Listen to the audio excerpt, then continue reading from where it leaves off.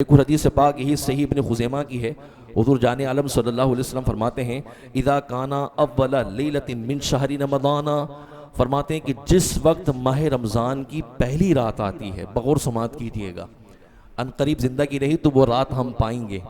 اگر ہم وہ رات پائیں تو ہمیں کیا کرنا ہے، یہ حدیث پاک ہمیں بتاتی ہے کہ جب پہلی رات آتی ہے ماہ رمضان کی تو نظر اللہ الی خلقہ، اللہ تبارک و تعالیٰ اپنے بندوں پر رحمت کی نظر ڈالتا ہے ماہ رمضان کی پہلی رات.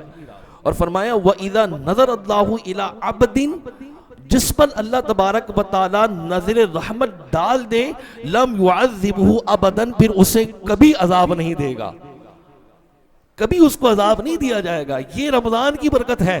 اب رمضان کی پہلی رات ہو اور میں پھر رمضان کی اس پہلی رات میں اللہ کی رحمت کو طلب کرنے کے بجائے، تراویح میں آنے کے بجائے، عبادت کرنے کے بجائے یہ پلان کروں کہ اب میں نے کل کون سا ٹورنامنٹ کھیلنا ہے، آج رات کو کون سا ٹورنامنٹ ہونا ہے، کس کی کھڑکی توڑنی ہے، کس کا جینا حرام کرنا ہے، کس کو ستانا ہے. اگر میں یہ پلان کرتا رہوں یا یہ سوچوں کہ ماہ رمضان آ رہا ہے تو سود پہ کیسے کاروبار کرنا ہے، ماہ رمضان آ رہا ہے تو دھوکے کیسے دینے ہیں، ماہ رمضان آ رہا ہے تو اپنا بینک بیلنس بڑھانا ہے، لوگوں سے وعدے خلافی کرنی ہے.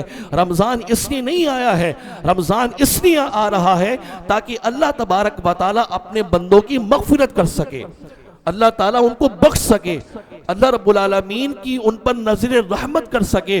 اور ماہ رمضان کی ان دنوں میں بھی کوئی اللہ کی رحمت کو تلاش نہ کرے بلکہ نفس کے ہاتھوں وہی کرتا رہے، بلکہ اس سے زیادہ کرے وہ برائیاں کہ جو رمضان کی علاوہ نہیں ہوتی تھی. ایسا شخص کتنا بڑا محروم ہوگا.